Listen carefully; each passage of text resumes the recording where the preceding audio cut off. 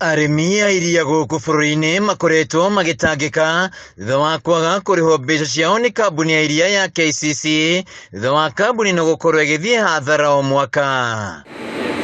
No rĩu kũrĩ na kamweneni ka arĩmi kwamũkĩra mbeca ciao thutha wa thirikari kũingĩrĩra. Minista wa Thothaitĩ Wycliffe Oparanya akiuga ihinda-inĩ rĩa mweri ũmwe ũkĩte thirikari nĩ gũkorwo ĩrĩhĩte thirĩ wa ciringi mirioni 250. The president took the step of changing the top management. We have a new acting CEO and a new board. This was because the company has been making massive losses.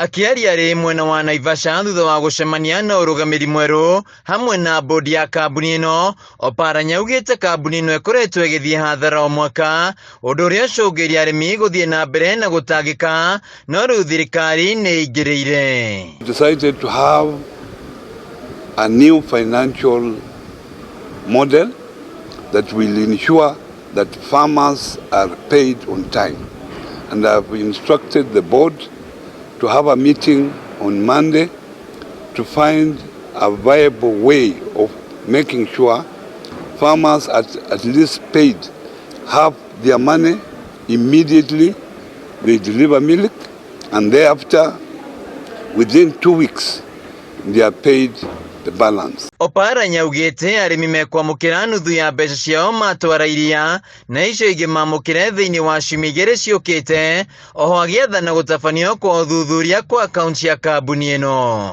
I've also ordered a forensic audit so that we can identify weak points of all the operations to make sure that we focus on those weak points for the next 6 months.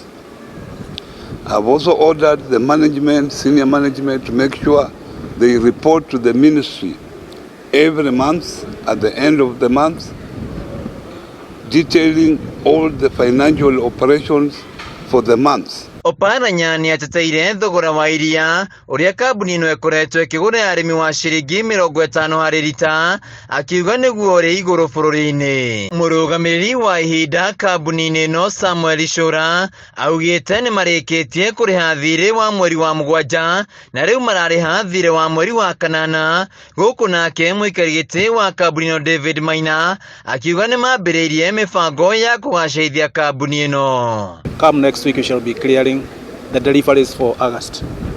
How much is the It's about 200. It will be about 250 million for the August payroll. We are looking at reorganizing KCC to ensure it is efficient, it's able to serve farmers, we are able to pay farmers on time. We want to support the president, especially more on the bottom-up agenda. Handũ-inĩ ha Kameme TV, njĩtagwo Wainaina wa Kĩarie.